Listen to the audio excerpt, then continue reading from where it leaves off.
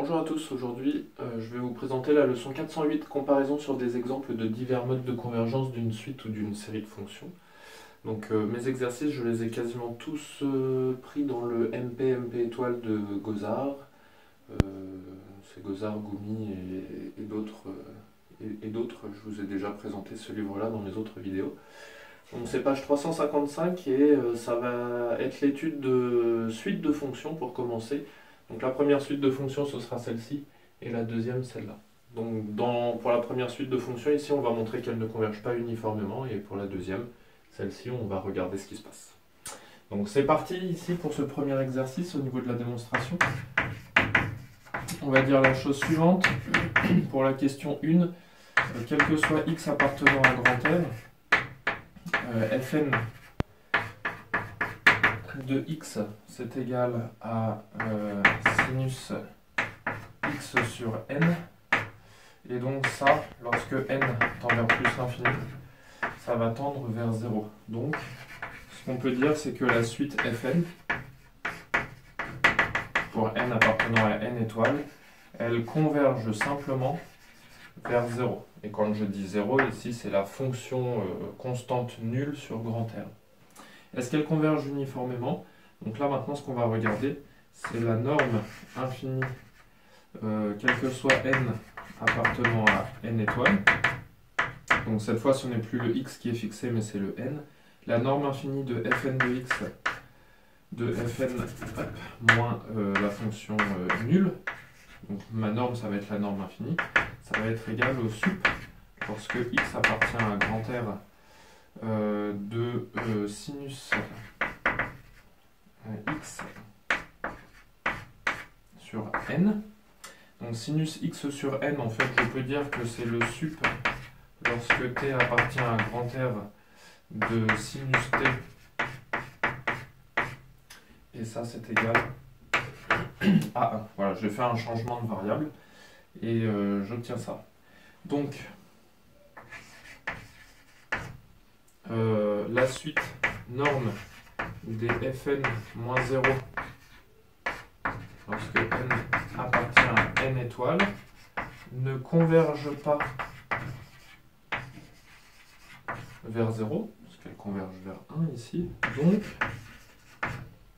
je peux en déduire que ma suite fn pour n appartenant à n étoiles ne converge pas uniformément vers 0. Ok, donc là je me suis servi de la particularité sur la norme infinie. J'ai ma norme infinie de la différence entre fn et la fonction f vers laquelle elle est censée converger simplement. Et bien comme la différence sur la norme infinie ne tend pas vers 0, je peux en déduire que la convergence n'est pas uniforme. Qu'est-ce qu'on peut dire pour sa cousine? Donc sa cousine c'est Gn qui a x associe sinus x sur n. Voilà, ça va de R dans R. Hop. Alors, de la même façon, quel que soit x appartenant à grand R, je peux dire que Gn de x c'est égal à sinus x sur n, et lorsque n tend vers plus l'infini, eh bien ceci tend vers 0. Ce qui veut dire que ma suite Gn, pour n appartenant à n étoiles, elle converge simplement vers 0. Donc 0, c'est toujours par un nombre, hein, c'est la fonction constante nulle sur grand R. La convergence est-elle uniforme? Quel que soit n appartenant à n étoiles, donc je fais la même chose que précédemment ici, et j'ai la chose suivante, la norme infinie entre Gn et 0, et ma fonction nulle, c'est égal au sup lorsque x appartient à grand R de sinus x de la valeur absolue, ici, oui je l'ai bien mis, je ne l'ai pas oublié, sur n, ce qui est égal du coup à 1 sur n. Ok, et là lorsque n tend vers plus l'infini, eh bien on va bien avoir quelque chose qui tend vers 0. Ce qui veut dire que la suite des normes de Gn-0, norme infinie, lorsque n appartient à n étoiles, elle converge vers 0. Et donc Donc ça veut bien dire que la suite Gn, pour n appartenant à n étoiles, converge uniformément vers la fonction constante nulle sur grand terme. Voilà, donc deux suites qui sont très proches l'une de l'autre. On se sert de la définition de la convergence uniforme des suites de fonctions pour déclarer que dans un cas il n'y a pas convergence uniforme et dans l'autre cas il y a convergence uniforme. Ce qui veut dire ici, sur cet exercice-là, que la convergence simple n'implique pas la convergence uniforme. Ici on a un contre-exemple. Voilà, mais de temps en temps, on a la convergence simple et la convergence uniforme qui arrivent en même temps, ce qui nous conforme dans l'idée de la propriété que la convergence uniforme implique la convergence simple. Mais l'autre sens n'est pas vrai d'après cet exercice. Voilà pour ce premier exercice. Merci de m'avoir suivi et je vous dis à tout de suite pour le deuxième exercice.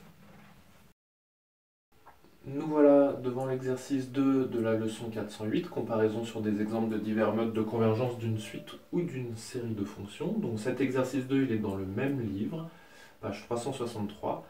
L'objectif, c'est d'étudier la convergence uniforme d'une suite de fonctions. Donc on est toujours dans la partie suite de fonctions, je ferai série de fonctions une prochaine fois, avec deux suites de fonctions distinctes. Donc on y va pour la démonstration.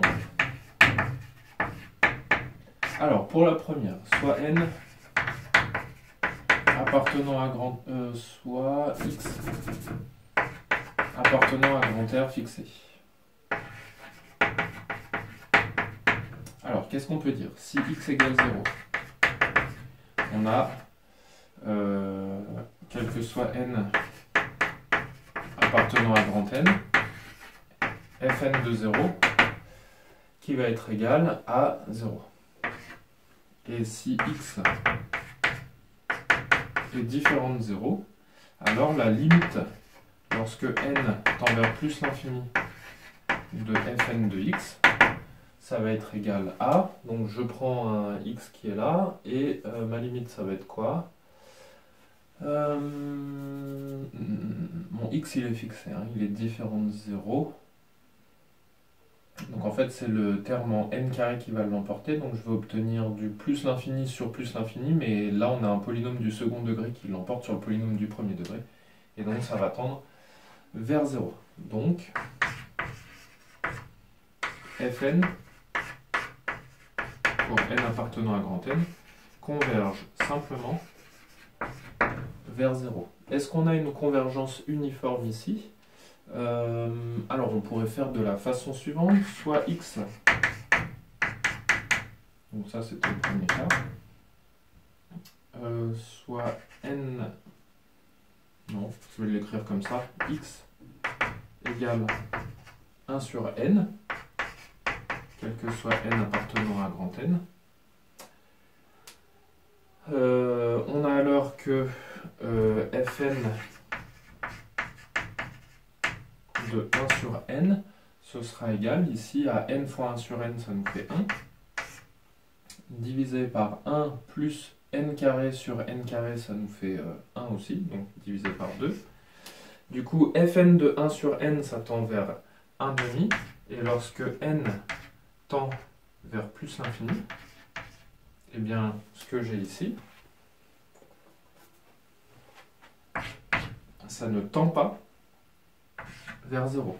Or, il faut que pour n'importe quelle valeur de x ici, mes fn tendent vers 0. Ce qui veut dire que là, j'ai une sous-suite.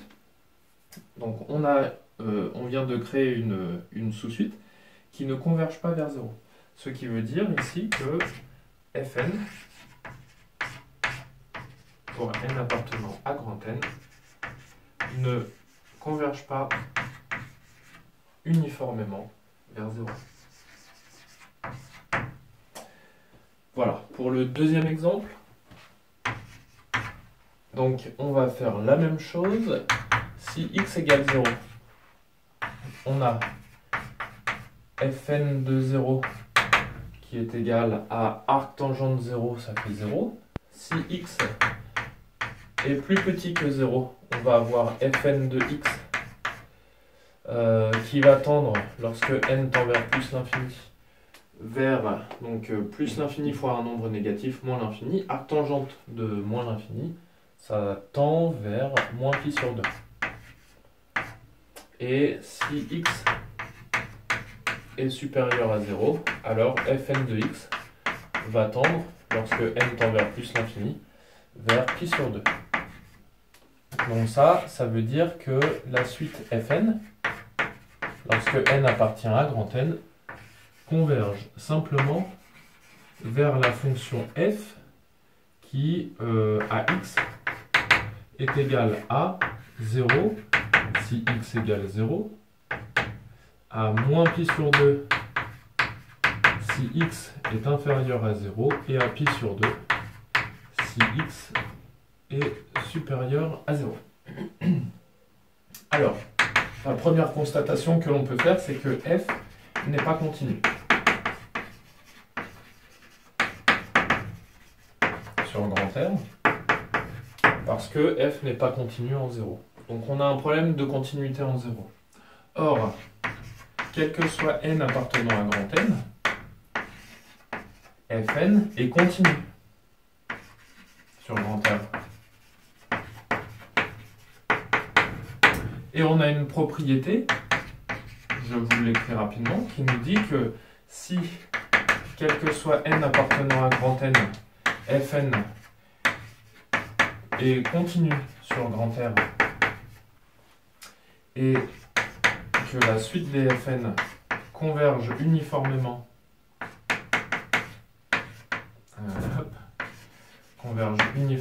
vers f, alors f est continu sur grand R. Et donc là, en fait, on voit ce qui se passe. J'ai tous mes fn qui sont continus sur grand R. Donc, si jamais j'avais ma suite fn qui était convergente uniformément vers le f, alors mon f serait obligatoirement continu. Il se trouve que la f n'est pas continue sur grand R.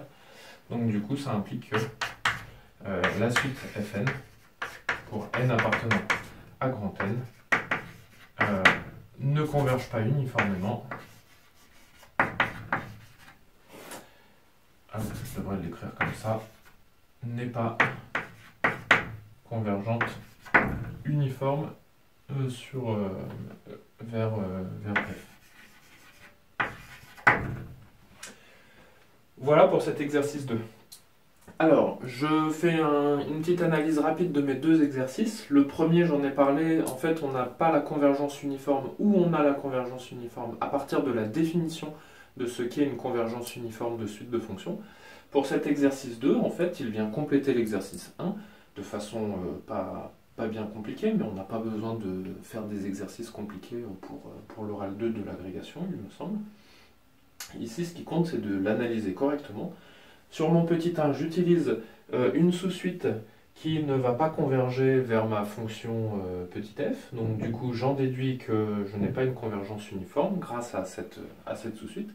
Et dans la deuxième partie, ici, c'est un théorème sur la continuité qui me permet de conclure. Donc voilà deux moyens à ma disposition qui me permettent d'étudier la convergence uniforme et d'en déduire qu'on a ou qu'on n'a pas convergence uniforme. Et donc ici, par exemple, l'exercice 2, c'est qu'on n'a pas la convergence uniforme. Voilà, donc c'était deux petites méthodes rapides qui permettent de montrer que sur certains exemples, on n'a pas la convergence uniforme alors qu'on a bien la convergence simple. Voilà, c'était deux exercices vite faits. Merci de m'avoir suivi, à une prochaine.